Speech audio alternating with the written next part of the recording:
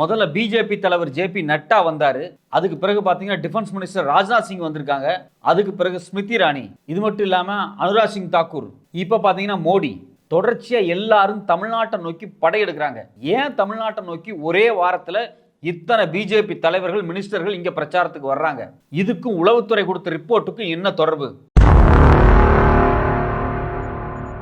RSS அமைப்பு ஒரு இன்டர்னலா ஒரு சர்வே நடத்தியிருக்காங்களா. அந்த சர்வே ரிப்போர்ட்டும் இந்தியாவினுடைய உளவு அமைப்பான இன்டெலிஜென்ஸ் பியூரோ இவங்க கொடுத்திருக்கக்கூடிய அறிக்கை, இந்த 2 அறிக்கையும் படிச்சு பார்த்ததுக்கு பிறகுதான் பாஜகவினுடைய பெரும் புள்ளிகள் எல்லாருமே தமிழ்நாட்டை நோக்கி படையெடுத்து வந்துகிட்டே இருக்காங்க. சரி, இந்த உளவுத்துறை ரிப்போர்ட்ல என்ன இருக்கு? பாஜக தேசிய தலைவர் நட்டாவா இருக்கட்டும், இல்ல ராஜ்நாத் சிங்கா இருக்கட்டும், இல்ல அனுராக் சிங் தாக்கூரா இருக்கட்டும், இல்ல ஸ்மிருதி இரானியா இருக்கட்டும், இவங்க தமிழ்நாட்டுல வந்தது போன விஷயமே தெரியல மக்களுக்கு. எந்த விதமான நியூஸுமே பெருசா பேசப்படல. ஏன் இந்த நியூஸ் எல்லாம் பெருசா பேசப்படல? இதுக்கு பின்னாடி இருக்கக்கூடிய அரசியல் என்ன? வணக்கம், இது சத்யராஜின் நேர்பட கேள்.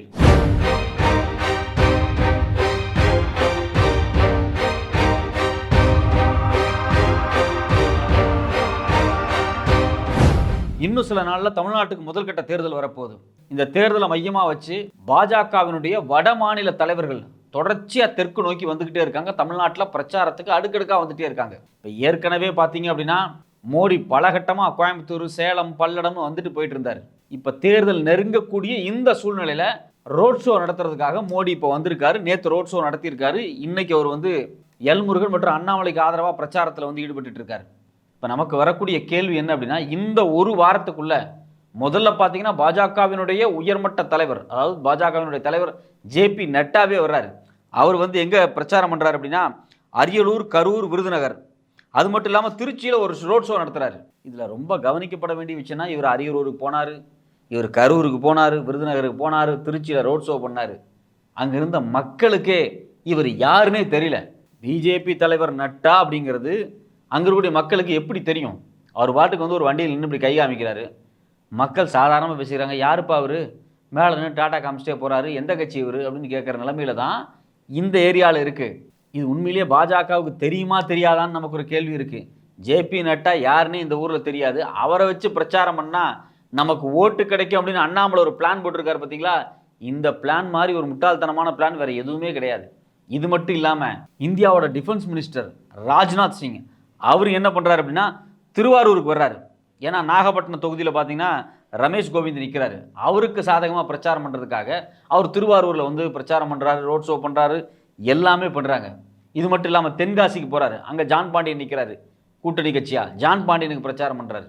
அங்கே போனாலும் இவர் யாருன்னே மக்களுக்கு தெரியல. இப்போ ஜான் பாண்டியன் தென்காசி தொகுதியில் போய் பிரச்சாரத்துக்கு போனான்னா ஜான் பாண்டியனை தெரியும். கூட ராஜ்நாத் சிங் போகிறாரு. ஏம்மா இவர் ஒரு பெரிய மினிஸ்டராமே, இவர் யார் என்ன ஒன்றுமே தெரியல, இதில் யார் மினிஸ்டர், நாளை எல்லாம் சுற்றி தொங்கிட்டு இருக்காங்களே, இதில் யார் மினிஸ்டர்னு கேட்குற ரேஞ்சுகளை தான் ராஜ்நாத் சிங் இருக்கார். ராஜ்நாத் சிங் அங்கே யாருக்கும் தெரியல. இதே மாதிரி தான் பார்த்தீங்கன்னா ஸ்மிருதி இரானி, இவங்க சென்னைக்கு வந்துட்டு போனதே நியூஸில் இல்லை பெருசாக. இவங்க சென்னையில் வந்து பிரச்சாரம் பண்ணியிருக்காங்க அப்படிங்கிற விஷயம் பிஜேபிக்காரங்களுக்கே தெரியாது. இவங்க குறிப்பாக பார்த்தீங்கன்னா சென்னையில் வட சென்னையில் வந்து பிரச்சாரம் பண்ணிட்டு போனாங்க. இது மட்டும் இல்லாமல் பார்த்தீங்கன்னா அனுராக் சிங் தாக்கூர், இவர் இப்போ யூனியன் மினிஸ்டர், ஸ்மிருதி இரானியாக இருக்கட்டும், அனுராக் சிங் தாக்கூராக இருக்கட்டும், இவங்க எல்லாமே பிஜேபியினுடைய அமைச்சர்கள், இப்போ அமைச்சராக இருக்கக்கூடிய ஆட்கள். இவங்கெல்லாம் தமிழ்நாட்டில் வந்து 2 நாளைக்கு முன்னாடி பிரச்சாரம் பண்ணிட்டு போயிருக்காங்க. ஆனால் இது யாருக்கும் தெரியாது. இதில் நாம் கவனிக்க வேண்டிய விஷயம் என்னென்னா, ஜேபி நட்டாவாக இருக்கட்டும், இல்லை ராஜ்நாத் சிங்காக இருக்கட்டும், இல்லை ஸ்மிருதி இரானியாக இருக்கட்டும், இல்லை அனுராக் சிங் தாக்கூராக இருக்கட்டும், இவங்களை யாரையுமே தமிழ்நாட்டு மக்களுக்கு சுத்தமாக தெரியாது. இவங்களை வச்சு பிரச்சாரம் பண்ணி பிஜேபிக்கு ஓட்டு வாங்கலாம்னு நினைக்கிறது எவ்வளோ பெரிய பிளான். சுத்தமாக ஃபீல்டில் ஒர்க் அவுட்டே ஆகாத ஒரு பிளானை வந்து அண்ணாமலை போட்டு கொடுத்துருக்காரு.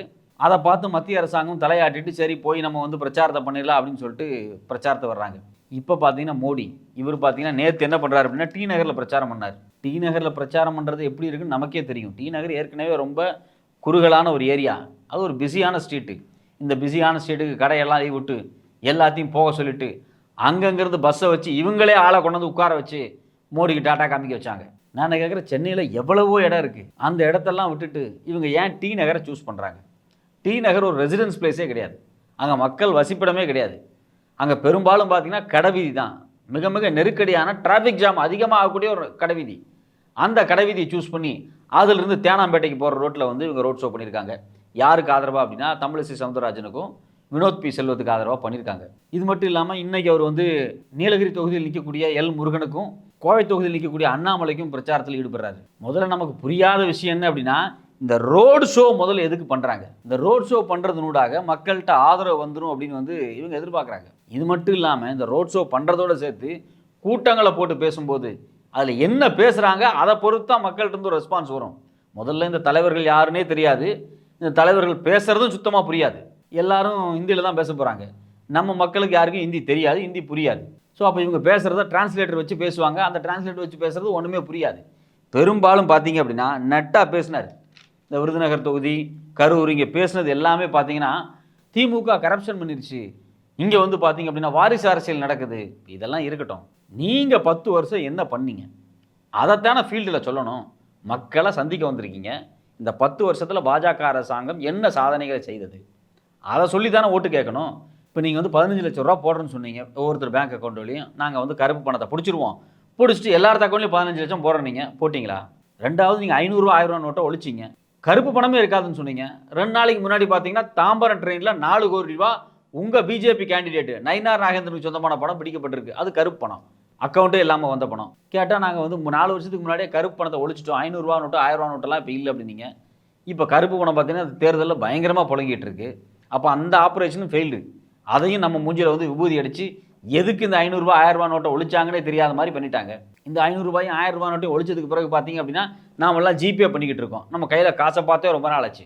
கரெக்டாக அந்த 500 1000 ரூபா நோட்டு இந்த டிமானிட்டைசேஷன், அதாவது இந்த பண மதிப்பிழப்பு நடவடிக்கை நடந்துச்சு பார்த்தீங்களா, அதுக்கு பிறகு தான் பார்த்தீங்கன்னா நம்ம எல்லாருமே ஜிபேக்கு மாறணும். ஏன்னா பணத்தை ஃபுல்லாக பேங்க் அக்கௌண்ட்டில் போட சொல்லி எல்லாத்தையும் ஜிபேக்கு மாற்றி விட்டாங்க. இப்போ கையில் காசு கிடையாது. ஸோ இப்போ முழுக்க முழுக்க இது யாருக்காக பண்ணது அப்படின்னா பேங்க்குக்காக பண்ண ஒரு நடவடிக்கை. இந்த ஆன்லைன் டிரான்சாக்ஷன் பண்ணக்கூடிய பெரிய நிறுவனங்கள், இந்த பெரிய நிறுவனங்களை வளர்க்குறதுக்காக, பேங்க்கை வளர்க்குறதுக்காக, சிறு குறு தொழில் எல்லாத்தையும் நெருக்கடிக்குள்ளாக்குறதுக்காக இந்த 500 ரூபாய் 1000 ரூபா நோட்டை ஒழிச்சிங்க. கேட்டால் கருப்பு பணம் ஒழிஞ்சுன்னு சொன்னீங்க. இப்போ தேர்தல் நடக்குது, தேர்தலில் எல்லாம் கருப்பு பணத்தை வச்சுட்டு தான் சுற்றிக்கிட்டு இருக்கான். அப்போ அந்த ஆப்ரேஷனும் ஃபெயிலியர். அப்போது கடந்த 10 வருஷத்தில் பாஜக ஆக்கப்பூர்வமான என்ன விஷயத்தை செஞ்சிச்சு அப்படிங்கிறத மக்கள்கிட்ட சொல்கிறதுக்கு எதுவுமே இல்லை. அதனால தான் பார்த்தீங்க அப்படின்னா இந்த கட்சியில் வந்து வாரிசு அரசியல், அந்த கட்சி ஊழல் பண்ணிட்டு இருக்கு, இந்த கட்சி வந்து அதை பண்ணிட்டு இருக்கு. அதெல்லாம் கதறில். நீங்கள் என்ன பண்ணீங்க? ஆண்டுக்கு 2 கோடி பேருக்கு வேலை தரேன்னு சொன்னீங்க, தந்தீங்களா? இந்தியாவில் வேலைவாய்ப்பு இல்லாத இளைஞர்களுடைய எண்ணிக்கை அதிகமாக இருக்குது. ஐஐடி ஐஐஎம் மாதிரியான மிகப்பெரிய இன்ஸ்டிடியூஷன்லேயே படித்து முடித்தவனுடைய ரெக்ரூட்மெண்ட் பர்சன்டேஜ் ரொம்ப குறைவாக இருக்குது, படித்து முடித்தவனுடைய பிளேஸ்மெண்ட் பர்சன்டேஜ் ரொம்ப குறைவாக இருக்குன்னு அந்த நிறுவனங்களே வந்து அறிக்கை விடுறாங்க. ஐஐஎம் ஐஐடிஏ. அப்போ சாதாரண காலேஜ் எடுத்துங்க. அப்போ இந்த வேலைவாய்ப்பு கொடுத்து நீங்கள் கொடுத்த உத்தரவாதம் காலி ஆயிடுச்சு. விவசாயியை காப்பாற்றுறன்னு சொன்னீங்க, 3 விவசாய சட்டத்தை கொண்டு வந்தாங்க. டெல்லியை கலவரமாகிற அளவுக்கு மிகப்பெரிய போராட்டம் நடந்துச்சு. 1 நாள் 2 நாள் நடந்துச்சா? 6 மாதம் நடந்துச்சு. துப்பாக்கி சூடு நடந்துச்சு. கிட்டத்தட்ட 600-700 பேருக்கு மேலே பாதிப்பாச்சு. மிகப்பெரிய உயிர் சேதம் நடந்துச்சு. அதுக்கு பிறகு அந்த 3 சட்டத்தையும் திருப்பி வாங்கினீங்க. அந்த 3 சட்டம் முழுக்க முழுக்க கார்பரேட்டுக்கான சட்டம். இந்தியாவினுடைய விவசாய கட்டமைப்பை மொத்தமாக அம்பானி அதானி மாதிரியான ஒரு கார்பரேட் கம்பெனி கொடுக்குறக்காக தான் அந்த விவசாய சட்டத்தை கொண்டு வந்தீங்க. விவசாயிகள் அதை உஷாராக புரிஞ்சுக்கிட்டாங்க, போராடினாங்க. அந்த போராட்டத்தில் நீங்கள் பின்வாங்கினீங்க. ஸோ அப்போ நீங்கள் விவசாயத்தை மேம்படுத்துறேன்னு சொன்னீங்க, அதையும் செய்யலை. கேட்டால் மோடி கேரண்டி, மோடிக்கு என்ன அந்த கேரண்டி? நீங்கள் என்ன கேரண்டி கொடுத்தீங்க? இப்போ என்ன செஞ்சுருக்கீங்க? எதுவுமே செய்யலை. அதனால தான் நீங்கள் பிரச்சாரத்தில் வந்து என்ன சொல்கிறீங்க, இந்த கட்சியை நொட்ட சொல்கிறீங்க, அந்த கட்சியை நொட்ட சொல்கிறீங்க. அடுத்து பார்த்தீங்கன்னா ராஜ்நாத் சிங் பேசுகிறாரு. அவர் தமிழ்நாட்டுக்கு வந்ததுலேருந்து அவர் பேசின ஒரு விஷயம் என்ன அப்படின்னா, கச்சத்தீவு பறிபோகி விட்டது, அதுக்கு காரணம் திமுக தான், காங்கிரஸ் தான். மீனவர்கள் பாதிக்கப்படுறாங்க, அதுக்கு காரணம் திமுக தான். மோடி வந்ததுக்கு பிறகுதான் மீனவர்கள் பாதுகாக்கப்பட்டிருக்கிறார்கள். ஈழத்தமிழர்களுக்கு பிரச்சனை, இந்த கதையெல்லாம் இருக்கட்டும். 10 வருஷமாக நீங்கள் தான் ஆட்சியில் இருந்தீங்க. மீனவர் பிரச்சனையை சால்வ் பண்ணீங்களா? இல்லை கச்சத்தீவை திருப்பி மீட்டு எடுத்தீங்களா? இல்லை ஈழத்தமிழர்களுக்கு ஏதாவது பிரச்சனையை சால்வ் பண்ணீங்களா? எதுவுமே செய்யலைல்ல. தேர்தல் வரும்போது கடலோர மாவட்டங்களில் வந்து நின்றுக்கிட்டு மீனவர்கள் பாதிக்கப்படுறாங்க, கச்சத்தீவை நாங்கள் மீட்ட போகிறோம், மோடி வந்ததுக்கு பிறகு தான் ஸ்ரீலங்கா இராணுவமே வந்து மீனவர்களை தாக்காமல் பயந்து நிற்கிது அப்படின்னு கதை விடாதீங்க. 10 வருஷமாக சும்மா இருந்துட்டு இப்போ வந்து இங்கே இருக்கக்கூடிய அரசாங்கம் செய்யலை, காங்கிரஸ் அரசாங்கம் செய்யலை, அந்த கதை வேணாம். நீங்கள் 10 வருஷம் இருந்தீங்க. மீனவர்களை நீங்கள் பாதுகாத்தீங்களா? மீனவர்களுக்கு டீசல் மானியம் கொடுத்தீங்களா? புயல் வெள்ளம் பாதிப்பு ஏற்பட்டப்போ மீனவர்கள் பாதிக்கப்படும் போது அவங்களுக்கு நீங்கள் பணம் கொடுத்தீங்களா? வந்து கூட பார்க்கல நீங்கள் மீனவர்களை. ஆனால் இன்றைக்கி ஓட்டு கேட்டு வந்து நிற்கிறீங்க. வந்துட்டு என்ன சொல்கிறீங்க, அந்த ஆட்சியில் அப்படி இருந்தது, இந்த ஆட்சியில் எப்படி இருந்தது, உங்கள் ஆட்சியில் எப்படி இருந்துச்சுன்னு தான் மக்கள் கேட்குறாங்க. அதுக்கு நீங்கள் பதிலே சொல்லவே இல்லையே மிஸ்டர் ராஜ்நாத் சிங். கேட்டால் நீங்கள் தான் டிஃபென்ஸ் மினிஸ்டர் சொல்கிறீங்க. நீங்கள் தமிழ்நாட்டில் கூடிய இந்த நேரத்திலேயே பார்த்தீங்க அப்படின்னா தமிழக மீனவர்களை வந்து இலங்கை இராணுவம் பிடிக்குது. அதுக்கு இது வரைக்கும் நீங்கள் ஏதாவது பதில் சொல்லியிருக்கீங்க அப்படின்னா ஒரு பதிலையும் காணோம். ஸோ அப்போ நீங்கள் தமிழ்நாட்டுக்கு வந்துட்டு மீனவர் பிரச்சனை அந்த பிரச்சனை பேசுகிறீங்க. நீங்கள் ஒரு டிஃபென்ஸ் மினிஸ்டராக இந்த 10 ஆண்டுகளில் தென்னிந்தியா கடலோர மாநிலங்களுக்கு இருக்கக்கூடிய பாதுகாப்பை நீங்கள் எப்படி ஸ்ட்ரென்தன் பண்ணீங்க? ஒரு டிஃபென்ஸ் மினிஸ்டராக நீங்கள் வெறும் அக்னிபாத் ஸ்கீமை கொண்டு வந்தீங்க. அது மக்கள்கிட்ட கடுமையான எதிர்ப்பாக இருக்குது. காங்கிரஸ் அரசாங்கம் வந்தோடனே அந்த அக்னிபாத் ஸ்கீமை மூட போகிறாங்க. இந்தியாவில் இருக்கக்கூடிய RSS சார்ந்த குடும்பத்தை சார்ந்த இளைஞர்களை இராணுவத்துக்குள்ளே அனுப்புறதுக்காகவே இந்த அக்னிபாத் ஸ்கீமை இந்த டிஃபென்ஸ் மினிஸ்டர் தான் கொண்டு வந்திருக்காரு. வேறு யாரும் கொண்டு வரல. ஸோ அப்போ நீங்கள் கொண்டு வந்த ஸ்கீமை பற்றியெல்லாம் இங்கே பேசலை. ஏன்னா அதை பேசினா மக்கள் ரொம்ப எதிர்ப்பாங்கன்னு தெரியும். அப்போது நீங்கள் எதையுமே செய்யலை. அதனால் அடுத்த கட்சியை நோண்டிட்டு இருக்கீங்க. இது ரொம்ப ஹைலைட்டான விஷயம் என்னென்னா, ஸ்மிருதி இரானி அவங்களும் யூனியன் மினிஸ்டர் தான். அவங்க இங்கே வட சென்னையில் பிரச்சாரம் பண்ணாங்க. பிரச்சாரம் பண்ணது யாருக்குமே தெரியாது. நீங்கள் டிஃபென்ஸ் மினிஸ்டர் ராஜ்நாத் சிங்காக இருக்கட்டும், இல்லை ஸ்மிருதி இரானியாக இருக்கட்டும், இவங்க பிரச்சாரம் பண்ணதே யார்? இவங்க வழியில் நடந்து போனால் கூட யாருன்னு தெரியாது. ஸ்மிருதி இரானி இந்த ஊரில் யாருக்கு தெரியும்? அவங்க இப்போ வட சென்னையில் நடந்து போகிறாங்கன்னு வச்சுங்களேன். ஏதோ ஒரு அம்மா நடந்து போயிட்டு இருக்கு, பாவம், தண்ணி இனி வேணால் கொடுக்கலாம் அப்படின்னு தான் நினைப்பாங்க. அந்த அம்மா பிரச்சாரம் பண்ணியிருக்கு அப்படின்னு சொல்கிறாங்க. அவங்க பிரச்சாரத்தில் என்ன பேசியிருக்காங்க தெரியுங்களா? மோடி வந்ததுக்கு பிறகு ராமர் கோயிலை கட்டினார். இப்போ நாங்கள் கேட்டோமா ராமர் கோயில் கட்டுங்க அப்படின்னு? ராமர் கோயிலுக்கும் தமிழ்நாட்டுக்கு என்ன சம்மந்தம்? தமிழ்நாட்டுக்கு அதுக்கு எந்த சம்மந்தம் கிடையாது. நீங்களா ராமர் கோயிலை கட்டிட்டு மோடி வந்ததுக்கு பிறகு ராமர் கோயில் கட்டி விட்டார், மிகப்பெரிய சாதனை, ஓட்டு போடுங்கள் பிஜேபிக்குன்னா யார் ஓட்டு போடுவா? நீங்கள் சொன்னது என்ன? இப்போ செஞ்சு வச்சிருக்கிறது என்ன? வேலைவாய்ப்பு தரேன்னு சொன்னீங்க, தந்தீங்களா? விவசாயிகளுடைய பொருளாதாரத்தை முன்னேற்றம் நீங்கள் செஞ்சீங்களா? இதெல்லாம் எதையும் செய்யாமல் நாங்கள் ராமர் கோயில் கட்டி விட்டோம் அப்படிங்கிறீங்க. அது மட்டும் இல்லாமல் ராஜ்நாத் சிங் என்ன பேசுறாரு? காஷ்மீரோட 370 சட்டத்தை நாங்கள் நீக்கி விட்டோம். தமிழர்கள் கேட்டாங்களா நீங்கள் காஷ்மீருக்கு 370 நீக்குங்க அப்படின்னு? நீங்கள் உங்கள் அஜெண்டாவை ஏதோ ஒன்று சொல்லிட்டு ஏதோ தமிழர்கள் எல்லாத்தையும் நடுரோட்டில் போராடி காஷ்மீருடைய சிறப்பு அந்தஸ்தை வேண்டாம் நீக்குங்கள் தமிழர்கள் சொன்னாங்களா? ஒருபோதும் சொல்லலை. காஷ்மீருடைய சிறப்பு அந்தஸ்தை ரத்து பண்ணும்போது தமிழ்நாட்டை அதை எதிர்த்து போராட்டம் தான் வந்துச்சு. ஆனால் தமிழ்நாட்டில் பிரச்சாரத்துக்கு வர டிஃபென்ஸ் மினிஸ்டர் என்ன சொல்லாரு? பார்த்தீர்களா எவ்வளோ பெரிய சாதனை செய்து விட்டோம், காஷ்மீருடைய அதிகாரத்தை பறித்து விட்டோம். இதெல்லாம் எங்களுக்கு சம்மந்தமே கிடையாத ஒரு விஷயம். இது தேவையே இல்லாத ஒரு விஷயம். இது மட்டும் இல்லாமல் பார்த்தீர்களா நாங்கள் CAA கொண்டு வந்திருக்கிறோம். CAA யாருமே எதிர்பார்க்கல, CAA யாருமே ஏற்கலை. குறிப்பாக தமிழ்நாட்டுக்கு CAAக்கு என்ன சம்பந்தம்? நீங்கள் CAA கொண்டு வந்துட்டுன்னு சொல்லி தமிழ்நாட்டில் என்ன பிரச்சாரம் பண்ணுறீங்க? தமிழ்நாடு CAA எதிர்த்து கடுமையாக போராடி இருக்கு. இங்கே இருக்கக்கூடிய சிறுபான்மையின மக்களாக இருக்கட்டும், இங்கே இருக்கக்கூடிய சிறுபான்மையின மக்களை அப்புறப்படுத்துகிற மாதிரி இந்த CAA வேலை செய்யணும்னு தெரிஞ்சு தான் தமிழ்நாடு கடுமையாக எதிர்த்துச்சு. நீங்கள் சொல்கிறீங்க நாங்கள் 370 நீக்கணும், CAA கொண்டு வந்திருக்கோம், ராமர் கோயிலை கட்டியிருக்கோம். இது எதையுமே தமிழ்நாடு கேட்கல. தமிழ்நாட்டுக்கு இதுக்கு சம்மந்தமே இல்லாத ஒரு விஷயத்தை கொண்டு வந்து இதெல்லாம் நாங்கள் சாதனைன்னு சொல்லி பிரச்சாரம் பண்ணால் ஓட்டு கிடைக்குன்னு நினைக்கிறது எவ்வளோ ஒரு தவறான கால்குலேஷன். இந்த ஐடியாவை கொடுத்தது அண்ணாமலையாக தான் இருக்கும். ஏன்னா இப்படிப்பட்ட ஐடியா அவர் தான் கொடுப்பார். இப்போ மோடி என்ன பிரச்சாரம் பண்ணுறாரு? கச்சத்தீவு பறிபோகி விட்டது, அதுக்கு காரணம் காங்கிரஸும் திமுகவும் தான். அந்த கதெல்லாம் ஓரமாக வைங்க.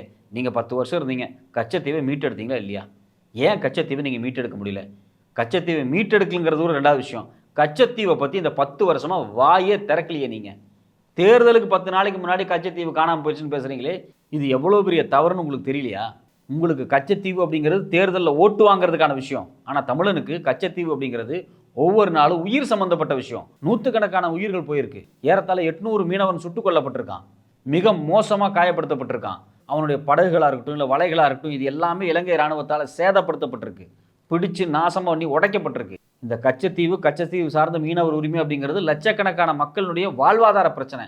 ஆனால் தேர்தலுக்கு 10 நாளைக்கு முன்னாடி நான் RTI போட்டேன், இந்த தகவலெல்லாம் வெளியெடுத்தேன், இது காங்கிரஸ் விட்டு கொடுத்துருச்சு, திமுக விட்டு கொடுத்துருச்சு அப்படின்னு இந்த தேர்தல் பிரச்சாரத்துக்கு இதை பயன்படுத்துறது எவ்வளோ ஒரு மட்டமான விஷயம். 10 வருஷம் நீங்கள் தான் பிரதமர். இந்தியாவுக்கு பக்கத்தில் இருக்கக்கூடிய ஒரு சின்ன தீவு, அது தமிழ்நாட்டை விட ஒரு சின்ன தீவு ஸ்ரீலங்கா. தமிழ்நாட்டு மக்கள் தொகை விட ரொம்ப ரொம்ப குறைவான மக்கள் தொகை கொண்ட ஒரு சின்ன தீவு. நீங்கள் ஒரு பெரிய நாடு தானே, வல்லரசு நாடு தானே. போய் நீங்கள் கச்சத்தீவு எங்களுக்கு சொந்தமானதுப்பா, தெரியாதனமாக கொடுத்துட்டாங்கப்பான்னு சொல்லி திருப்பி வாங்க வேண்டியதானே? அதையா நீங்கள் செய்யலை? நீங்கள் கச்சத்தீவை திருப்பி வாங்குறத பற்றியெல்லாம் பேசலை. கன்னியாகுமரிக்கு பக்கத்தில் இருக்கக்கூடிய வாஜ்பேங்க் பகுதியில் நீங்கள் இந்த ஹைட்ரோ கார்பனை எடுக்கிறதுக்கான டெண்டர் கொடுக்கறது நீங்கள் ரெடி ஆகிட்டீங்க. அப்போ இந்த கடலோர மாநிலங்களில், கடலோர பகுதியில் இருக்கக்கூடிய கடலுக்குள்ளேருந்து இந்த ஹைட்ரோ கார்பன் எடுக்கிற மாதிரியான திட்டங்களை பெரிய லெவலில் செயல்படுத்துறது வேலை தான் உங்களுடைய முக்கியமான வேலையாக இருக்குது. அதுவும் குறிப்பாக இதெல்லாம் அம்பானி அதானி மாதிரியான மிகப்பெரிய குஜராத்திகளுக்கு கொடுக்கறதுக்கான வேலை தான் இது. இதை திரைமறைவாக செஞ்சுட்டு தமிழ்நாட்டுக்கு வரும்போது கச்சத்தீவு பறிபோய் விட்டது, மீனவர்களின் உரிமை பறிபோய் விட்டது, இதெல்லாம் நீங்கள் தேர்தலுக்கு 10 நாளைக்கு முன்னாடி பேசக்கூடாது. 10 வருஷம் ஆட்சியில் இருக்கப்போ பேசியிருக்கணும். இதை ஏன் இப்போ நீங்கள் பேசுகிறீங்க அப்படிங்கிறது எல்லா மக்களுக்கும் தெரியும். இது ஒரு தேர்தல் பிரச்சார யுக்தி, இது ஒன்றும் ஒர்க் அவுட் ஆகாது அப்படின்னு தெரியும். அப்போ ஒட்டுமொத்தமாக அந்த பாஜக தலைவர்களுடைய ரோட் ஷோவாக இருக்கட்டும், பிரச்சாரமாக இருக்கட்டும், எல்லாமே ஃபெயிலியர் தான். ஒரு பக்கம் பார்த்தா JP நட்டா, ராஜ்நாத் சிங், ஸ்மிருதி இரானி இவங்களை யாருக்குமே தெரியாது. அவங்க இந்த ரோட்டில் நடந்து போனால் கூட இவங்க யார் புதுசாக இருக்காங்க அப்படின்னு சொல்லி தான் போவாங்க. ஏதோ நாலு போலீஸ் சுற்றி போனால் தான் இவங்க ஒரு மினிஸ்டர் போல இருக்குது அப்படின்னு மக்களுக்கு தெரியும். இவங்களை வச்சு பிரச்சாரம் பண்ணால் ஓட்டு கிடைக்குன்னு நினச்சது மாதிரியான ஒரு முட்டாள்தனமான ஐடியா வேறு எதுவுமே கிடையாது. இன்னொரு பக்கம் பார்த்தீங்க அப்படின்னா மோடியை வச்சு பிரச்சாரம் பண்ணிடலாம், அவர் பேசினா ஒரு மிகப்பெரிய ஓட் பேங்க் கிடைக்கும் அப்படின்னு சொல்லி அண்ணாமலை ஒரு கால்குலேஷன் போட்டார். அந்த கால்குலேஷன் ஃபெயிலியர் தான். அவர் வந்து 6-7 தடவை தமிழ்நாட்டுக்கு வந்துட்டார். வந்தப்பெல்லாம் அவர் என்ன பேசுறாரு? ஜெயலலிதாவை புகழ்ந்து பேசுறாரு, எம்ஜிஆரை புகழ்ந்து பேசுறாரு, வாரிசு அரசியல் தான் நடக்குதுங்கிறாரு, ஊழல் நடந்து விட்டது அப்படிங்கிறாரு. அதெல்லாம் இல்லை. 10 வருஷமா நீங்கள் இந்த தமிழ்நாட்டுக்கு என்ன செஞ்சீங்க? உங்களால் இந்த தமிழ்நாட்டுக்கு என்ன பலன் அடைஞ்சது? ஏதாவது தமிழ்நாட்டினுடைய வளர்ச்சியில் இந்த பிஜேபி அரசாங்கத்தினுடைய பங்களிப்பு இருக்கா? கிடையாது. கோயம்புத்தூர், ஈரோடு இதே பகுதியில் போய் பல்லடத்தில் கூட்டம் போட்டு பேசுகிறீங்களே, அங்கே நூல் விலை அதிகமாக இருக்குது. திருப்பூர், கோயம்புத்தூரை சார்ந்திருந்த பனியன் கம்பெனிகள் எல்லாமே இன்றைக்கி பங்களாதேஷுக்கு கைமாறிக்கிட்டு இருக்கு. கடந்த 3 வருஷத்தில் திருப்பூரை மையமாக வச்ச பொருளாதாரம் ஒரு பின்னடைவை நோக்கி போயிட்டு இருக்கு. அது மட்டும் இல்லாமல் ஜிஎஸ்டி கொண்டு வந்து இன்னும் மோசமாக அந்த பகுதி மக்களை வந்து பாதிப்பு ஏற்படுத்தியிருக்கு. நிறைய பேர் பார்த்தீங்க அப்படின்னா சிறு சிறு பனியன் கம்பெனி போட்டிருந்தவங்க எல்லாத்தையுமே கைவிட்டுட்டாங்க இந்த ஜிஎஸ்டிக்கு பயந்தே. இப்போ மிக மோசமான பொருளாதார சேதத்தை ஏற்படுத்தின கொள்கையை வந்து மோடி அரசாங்கம் கொண்டு வந்திருக்கு. ஆனால் இன்றைக்கி அதே பகுதியில் வந்துட்டு ஊழல் மலிந்து கிடக்கிறது, நாங்கள் ராமர் கோயிலை கட்டி விட்டோம், நாங்கள் காஷ்மீர் உரிமையை பறித்து விட்டோம், இதெல்லாம் தேவையில்லை. நூல் விலை ஏறி இருக்கு. ஏன் ஏறிச்சு? எங்களுடைய வாழ்வாதாரம் மிக மோசமாக பாதிக்கப்பட்டுருச்சு. இதுதான் அந்த மக்கள் கேட்கக்கூடிய ஒரு கேள்வி. அந்த கேள்விக்கு ஏதாவது பதில் இருக்கா? பதில் கிடையாது. ஜிஎஸ்டி கொண்டு வந்ததுக்கு பிறகு எம்எஸ்எம்இ நிறுவனங்கள்லாம் மிக மோசமாக பாதிக்கப்பட்டிருக்கு. சிறு குறு தொழில் மோசமாக அடிபட்டிருக்கு, குறிப்பாக கொங்கு பகுதியில். அதுக்கு ஏதாவது தீர்வு இருக்கா? கிடையாது. இது எதையுமே பேசாமல் மக்கள்கிட்ட வந்து சும்மா அப்படி டாட்டா காமிச்சிட்டு போனால் ஓட்டு வந்துடும் அப்படின்னு நினைக்கிறது மிக மிக ஒரு தவறான கால்குலேஷன். இந்த தவறான கால்குலேஷனுக்கு ஏன் மோடி அரசாங்கம் போயிருக்கு அப்படின்னா, இந்தியாவினுடைய ஐபின்னு சொல்லக்கூடிய இன்டெலிஜென்ஸ் பியூரோவாக இருக்கட்டும், இல்லை ஆர்எஸ்எஸ் அமைப்பாக இருக்கட்டும், இவங்க கொடுத்த சில அறிக்கைகள் தான். ஒரு பக்கம் பார்த்தீங்கன்னா ஆர்எஸ்எஸ் அமைப்பு இன்டர்னலாக ஒரு சர்வே நடத்தியிருக்காங்க. ஏன்னா அவங்களுக்கு கேரட்ஸ் இருக்காங்க கிரவுண்டில். அந்த கேரட்ஸை வச்சு இந்தியா முழுக்க அவங்க ஒரு சர்வே நடத்தியிருக்காங்க. அந்த சர்வேல என்ன ரிசல்ட் கிடைச்சிருக்கு அப்படின்னா, பிஜேபிக்கு 200 சீட்டு கூட கிடைக்காது அப்படின்னு சொல்லியிருக்காங்க. மோடி என்ன சொன்னார்? நமக்கு 400 சீட்டு கிடைக்கும் அப்படின்னாரு. 400 சீட்லாம் கிடையாது, 200 கூட கிடைக்காது அப்படின்னு ஆர்எஸ்எஸ் பிஜேபியினுடைய தாய் அமைப்பான சங் பரிவார் கும்பலே வந்து சர்வே எடுத்து வெளியிட்டிருக்காங்க. இது சீக்ரெட்டாக நடந்த சர்வே. இந்த சர்வேவை யார் வெளியே சொன்னது அப்படின்னா, கர்நாடகாவினுடைய மினிஸ்டர் பிரியங்க் கார்கே வந்து ஓப்பனாக ப்ரெஸ் மீட்லேயே சொல்கிறார். அவர் கர்நாடகாவினுடைய அமைச்சர், அவருக்கு இன்ஃபர்மேஷன் லீக் ஆகிருக்கு. ஏன்னா கர்நாடகாவை மையமாக வச்சு, அது மட்டும் இல்லாமல் இந்தியாவில் பல இடங்களில் மையமாக வச்சு இந்த ஆர்எஸ்எஸ் சர்வே நடத்தியிருக்கு. அது ஒட்டு மொத்தமாக ஓப்பனாக ரிசல்ட்டை சொல்லிருச்சு. 200 சீட்டு கூட கிடைக்காதுப்பா உங்களுக்கு, வாஷ் அவுட்ப்பா நீங்கள் அப்படின்னு சொல்லிருச்சு. இதை பார்த்தோன்னே அவங்களுக்கு ஒரு பெரிய பயம். இது மட்டும் இல்லாமல் இந்தியாவினுடைய இன்டெலிஜென்ஸ் அவங்க கையில் தான் இருக்குது. கண்டிப்பாக அவங்க சோர்ஸ் ஆஃப் இன்ஃபர்மேஷனை கொடுத்துருப்பாங்க. என்ன சொல்லியிருப்பாங்க? இன்றைக்கி இருக்கக்கூடிய தேர்தல் காலகட்டங்களில் குறிப்பாக காங்கிரஸ் வந்து அவங்களுடைய தேர்தல் அறிக்கையை வெளியே விட்ட உடனே பிஜேபிக்கு இருந்த கொஞ்சம் நஞ்ச ஆதரவும் அடிபடுது அப்படிங்கிறது வந்து ஓப்பனாகவே சொல்லியிருப்பாங்க. அதனால தான் பார்த்தீங்கன்னா அமித்ஷா தமிழ்நாட்டுக்கு வர வேண்டியவர் பிரச்சாரத்துக்கு, அவர் வராமல் நார்த்தை நோக்கியே சுற்றிக்கிட்டு இருக்காரு. ஏன் அப்படின்னா அங்கே ஒரு புது ரீஷெடியூல் பண்ணுறதுக்கான வேலை நடந்துகிட்டு இருக்குது அப்படிங்கிறாங்க. தேர்தல் பிரச்சாரத்தில் இவங்க போட்டு வச்சுருந்த ஷெடியூல் இருக்குது பார்த்தீங்களா, அதில் நிறைய மாற்றங்களை செய்கிறதுக்காகவே அமித்ஷா அங்கே இருந்து சில வேலைகளை செஞ்சிட்ருக்காரு. ஏன்னா தென்னிந்தியாவை இவங்க என்றைக்குமே ஃபோக்கஸ் பண்ண மாட்டாங்க. அவங்களுக்கே நல்லா தெரியும், சவுத்தில் இருக்கக்கூடிய மாநிலங்களில் பாஜகவுக்கு ஆதரவு கிடையாது, எம்பி சீட்டு ஜெயிக்க முடியாது. தமிழ்நாட்டில் 1 சீட்டு 2 சீட்டு ஜெயித்தாலே பெரிய விஷயம். ஸோ அதனால் அவங்க வந்து தமிழ்நாடு தென்னிந்தியாவை நோக்கி ஃபோக்கஸ் பண்ண வேண்டிய தேவையே கிடையாது. ஆனால் இப்போ வடநாட்டில் அடிபட்டுருச்சு. உத்தரப்பிரதேசம், பீகார், ஜார்க்கண்ட் மாநிலமாக இருக்கட்டும், இது மாதிரியான பல பகுதிகளில் பிஜேபி போட்டு வச்சிருந்த கால்குலேஷன் உடஞ்சிருச்சு. அங்கே இந்த எம்பி பதவி கிடைக்காது. எப்படியாவது 20, 30, ஒரு 30, 40 சீட்டு வந்து தென்னிந்தியாவிலேருந்து கிடைச்சது அப்படின்னா நார்த்திலான டேமேஜை காம்பன்சேட் பண்ணிடலாம் அப்படின்னு சொல்லி, டைம் இருக்குது வாங்க எல்லாரும் சவுத்தை நோக்கி போய் பிரச்சாரம் பண்ணுவோம், ஒரு 25 சீட்டு மொத்தமாக சவுத் இந்தியாவில் ஒரு 25 சீட்டு கிடைச்சாலே நமக்கு ஒரு பலமாக இருக்குது அப்படின்னு சொல்லி பாஜக ஒரு கால்குலேஷன் போடுது. அந்த கால்குலேஷனும் ஒர்க் அவுட் ஆகாது. ஏன்னா ஆர்எஸ்எஸ் தெளிவாக சொல்லிட்டான், அவங்க ஆளு தான், எப்பா நமக்கு ஒர்க் அவுட் ஆகாது, உள்ள பிரச்சனை ஓடிக்கிட்டு இருக்குது அப்படின்னு சொல்லிட்டான். இது மட்டும் இல்லாமல் காங்கிரஸ் கொண்டு வந்த மேனிஃபெஸ்டோ தான் இதுக்கெல்லாம் காரணம் அப்படிங்கிற சில விஷயத்தையும் சொல்லிட்டாங்க. காங்கிரஸ் தெளிவாக அவங்களுடைய கட்சி அறிக்கையில் சூப்பராக சொல்லிட்டாங்க, நாங்கள் சாதிவாரி கணக்கெடுப்பு நடத்துவோம், நாங்கள் வந்ததுக்கு பிறகு பெண்களுக்கு வந்து 1 லட்சம் ரூபா ஆண்டுக்கு கொடுப்போம், 50% இடஒதுக்கீடு பெண்களுக்கு கொடுப்போம், நாங்கள் வந்தோடனே 30 லட்சம் காலி இடங்கள் சென்ட்ரல் கவர்மெண்ட் ஜாபை நாங்கள் அப்பாயின்மெண்ட் போடுவோம் அப்படிங்கிறாங்க. இது எல்லாமே பயங்கரமான வரவேற்பு. ராகுலை மக்கள் நம்புகிறாங்க, இவர் வந்தால் அதெல்லாம் செய்வார் அப்படின்னு. இந்த மேனிஃபெஸ்டோ, இந்த தேர்தல் அறிக்கை பிஜேபிக்கு ஒரு மிகப்பெரிய அடியாக மாறிடுச்சு. அதனால தான் பார்த்தீங்கன்னா கடந்த 2 நாளாக அது ஜேபி நட்டாவாக இருக்கட்டும், மோடியாக இருக்கட்டும், அமித்ஷாவாக இருக்கட்டும், காங்கிரஸினுடைய தேர்தல் அறிக்கை என்ன சொல்கிறாங்க, இது வந்து முஸ்லீம் லீக்கோட அறிக்கை, சுதந்திரத்துக்கு முன்னாடி முஸ்லீம் லீக்கள் உருவாக்கின ஒரு தேர்தல் அறிக்கை மாதிரி இருக்குது அப்படின்னு சொல்லி பயங்கரமாக பதறாங்க. ஏன் இந்த பதட்டம் அப்படின்னம்னா, உடனே இவங்களுடைய தேர்தல் அறிக்கையை வந்து காலி பண்ணுறதுக்காகவே ஒரு மதவாத பூசு வந்து அது மேலே பூசுகிறாங்க. இப்போ இறுதியாக அவங்களுக்கு இருக்கக்கூடிய எது, இவங்க வந்து இந்துக்களுக்கு எதிரி, இந்த ஒரு வார்த்தை சொல்ல போகிறாங்க, இல்லை இந்தியாவுக்கு எதிரின்னு சொல்ல போகிறாங்க. இந்த தேர்தல் அறிக்கையே இந்துக்களுக்கு எதிரி, இது வந்து முஸ்லீம்கள் ப்ரிப்பேர் பண்ணுது அப்படிங்கிற மாதிரியான ஒரு பிரச்சாரத்தை இந்தியாவினுடைய ஆளுங்கட்சியான பாஜகவினுடைய தலைவர் ஜேபி நட்டா பேசுகிறாரு. இதை பார்க்கும்போது நமக்கே வேடிக்கையாக இருக்குது. நம்ம என்ன கேட்குறோம், காங்கிரஸ் ஒரு அறிக்கையை வெளியிட்டிருக்காங்க, அதில் பல விஷயங்கள் இருக்குது, அதை ஒன்றொன்னா உட்காந்து படித்து பாருங்கள். அதில் எது பிரச்சனையோ அதை கிரிட்டிசைஸ் பண்ணால் தப்பு இல்லை. இப்போ இது சிக்கலாக இருக்குது, அது சிக்கலாக இருக்குன்னு சொல்கிறது ஒரு யதார்த்தமான விஷயமா இருக்கும். ஒட்டுமொத்தமாக காங்கிரஸ் அறிக்கையை இது முஸ்லீம் லீக் ப்ரிப்பேர் பண்ணது மாதிரி இருக்கு அப்படின்னு சொல்லி மதவாதத்தின் அடிப்படையில் எல்லாரும் இதை புறக்கணிக்கணும். நீங்கள் இந்துவாக இருந்தால் காங்கிரஸுடைய தேர்தல் அறிக்கையை ஏற்றுக்கூடாது அப்படிங்கிறாங்க. நாங்கள் ஏன் ஏற்றுக்க மாட்டோம்? 50% இடஒதுக்கீடு பெண்களுக்கு கொடுக்க போகிறாங்க. அது மட்டும் இல்லாமல் இடஒதுக்கீடே 50% சொல்லிட்டு இருந்ததை வந்து லிஃப்ட் பண்ணி அந்த லிமிட்டேஷனை உடைக்கிறாங்க. ஓபிசி மக்கள் எத்தனை சதவீதம் இருக்காங்களோ அதுக்கேற்ற மாதிரியான ஒரு ரிசர்வேஷன் கிடைக்க போகுது. எஸ்சி எஸ்டி மக்கள் எத்தனை சதவீதம் இருக்காங்களோ அதுக்கேற்ற மாதிரியான ஒரு ரிசர்வேஷன் கிடைக்க போகுது. அது மட்டும் இல்லாமல் இந்தியா முழுக்க இருக்கக்கூடிய ஏழைகள் இடபிள்யூஎஸ் வந்து மோடி கொண்டு வராரு, அதை விரிவுபடுத்தி எல்லா இந்துக்களுக்குமான ஒரு இடபிள்யூஎஸ் வந்து காங்கிரஸ் அறிவிக்குது. இது வரவேற்கத்தக்க விஷயம். இந்தியாவில் இருக்கக்கூடிய எல்லா இந்துக்களுக்கும் எல்லா இஸ்லாமியர்களுக்கும் மற்ற அனைத்து சிறுபான்மையினருக்கு ஏற்ற மாதிரியான ஒரு தேர்தல் அறிக்கையை காங்கிரஸ் கொடுக்குது. அந்த தேர்தல் அறிக்கை இந்தியா முழுக்க பயங்கர இன்ஃப்ளூயன்ஸாக மாறுது. குறிப்பாக இந்துக்களுக்குள்ள அது ஒரு உத்வேகத்தை கொடுக்குது. ஏன்னா கடந்த 10 வருஷ ஆட்சியில் பாஜக ஆட்சியில் பெரும்பாலும் பாதிக்கப்பட்டவர்கள் வந்து ஓபிசி எஸ்சி எஸ்டி சமூகத்தை சார்ந்தவங்க தான். இவங்க வந்து ஐஐடி ஐஐஎம்மாக இருக்கட்டும், இல்லை சென்ட்ரல் செக்ரட்டரியேட்டாக இருக்கட்டும், இல்லை யூனியன் மினிஸ்ட்ரியாக இருக்கட்டும், இதில் எல்லாத்துலேயுமே வந்து அவங்களுடைய மக்கள் தொகைக்கு ஏற்ற மாதிரியான விகிதாச்சாரம் கொடுக்கப்படலை. ஃபார்வர்ட் கேஸ்ட்னு சொல்லக்கூடிய உயர் சாதியை சார்ந்த, குறிப்பாக பிராமண சாதியை சார்ந்தவங்க தான் கேபினெட்டில் அதிகமாக இருக்கிறாங்க. அவங்க தான் இந்தியாவில் இருக்கக்கூடிய சென்ட்ரல் கவர்மெண்ட் ஆஃபீஸஸ் அதிகமாக இருக்காங்க. ஐஐஎம் ஐஐடி மாதிரியான பெரிய பெரிய கல்வி நிறுவனங்களில் அவங்க தான் ப்ரொஃபஸர்ஸாக இருக்காங்க. இந்தியாவில் இருக்கக்கூடிய சென்ட்ரல் யூனிவர்சிட்டிஸ் அதுலேயும் அவங்க தான் இருக்காங்க. இது மாதிரி இந்தியாவில் இருக்கக்கூடிய எல்லா கட்டமைப்புகள்லையும் 10% குறைவாக இருக்கக்கூடிய உயர் சாதியை சார்ந்தவங்க தான் ஒரு பெரிய கூட்டமாக இருக்காங்க. எல்லா இந்துக்களுக்குமான ரெப்ரசன்டேஷன் கடந்த 10 வருஷ ஆட்சியில் கிடைக்கல அப்படிங்கிறதுனால தான் இது மாதிரியான சிஸ்டத்தை காங்கிரஸ் சொல்கிறாங்க.